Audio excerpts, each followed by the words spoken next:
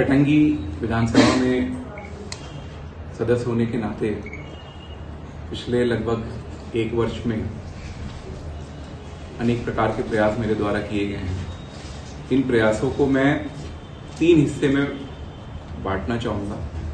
एक पहला प्रयास वो था कि तुरंत में जो आवश्यकता थी उनकी पूर्ति के लिए क्या किया जा रहा है। दूसरा, अगले 5 वर्ष के लिए जो जरूरी है।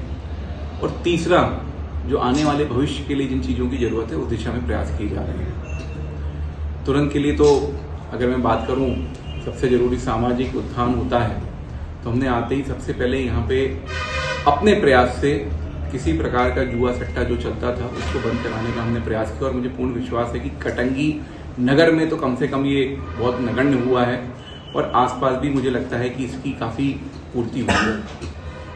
साथ ही साथ जो हमारे द्वारा चुनाव में कहा गया था, सोनोग्राफी की मशीन चालू हो चुकी है। उसके अलावा जो कुछ सड़कें जिनका काम चालू है, जैसे बनेरा कोसमी का काम चालू हो चुका है, तिकाड़ी से खैरलांजी काम चालू हो चुका है। नंदोरा तिकाड़ी का काम जरूर चालू नहीं हो पाया, ठेकेदार नहीं आया है, उसने काम चालू नहीं किया है, ऐसी जानकारी मिली है।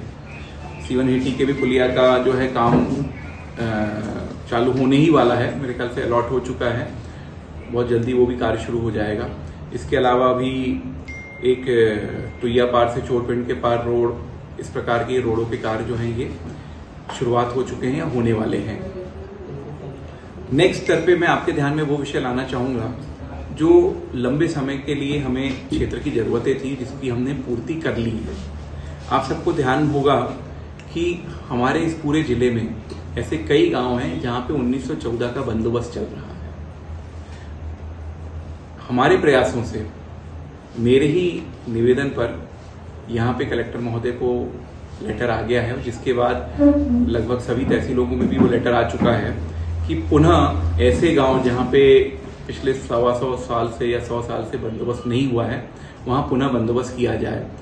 ये नहीं होने की वजह से कई बार पटवारियों को और लोगों में आपस में विवाद की स्थिति निर्मित होती थी। तो मैं समझता हूँ कि लगभग 100-110 साल से जो चीज़ रुकी हुई थी आज़ादी के बाद से, उसको भी पूर्ण करने के लिए हमने कदम भी उठाया और वो सफल भी हुआ है। तो ये एक ऐसा प्रयास है जो मैं आपके ध्यान में लाना चाह रहा था। अभी धान की फसल जब आई तो निश्चित तौर पे उसमें जो भी बोनस का विषय हमने तो विधानसभा में उठाया ही समय समय पे, लेकिन खरीदी जो है वो जब शुरुआत हुई तो कटंगी तहसील क्षेत्र में सिर्फ 3 स्थानों पे होना निश्चित हुआ था। और उसमें मैं धन्यवाद देना चाहूँगा हमारे माननीय मुख्यमंत्री जी का, जिन्होंने इस बात की गंभीरता को समझा और सभी को निर्देशित किया कि जिन स्थानों में पहले खरीदी होती थी उन स्थानों में खरीदी शुरू की जाए। कुछ ट्रांसपोर्टेशन की पॉलिसी को लेकर विषय था, उस वजह से पूर्व में कटंगी में सिर्फ 3 स्थान पे ही खरीदी होना निश्चित किया गया था कि वेयर हाउस स्तर पे ही की जाएगी। तो वो भी मैं समझता हूँ कि उसमें हमने प्रयास किया और माननीय मुख्यमंत्री जी का हमको उसमें पूरा आशीर्वाद मिला।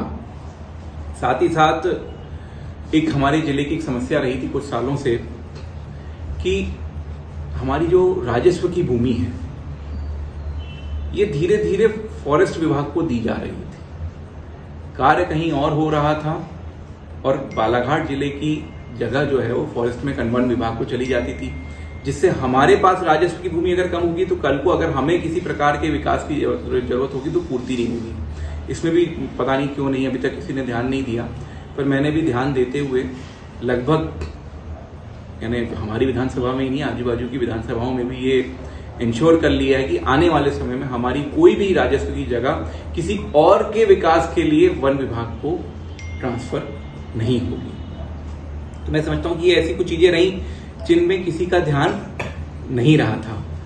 बहुत जल्दी हमारे माननीय सांसद महोदय, पूर्व के सांसद जी, वर्तमान उपल नर्सिंग होम, जहां आपको मिलती हैं विश्व स्तरीय चिकित्सकीय सेवाएं, आंखों की जांच, डेंटल सर्जन, आई केयर सेंटर आदि अन्य सुविधाएं केवल एक ही छत के नीचे।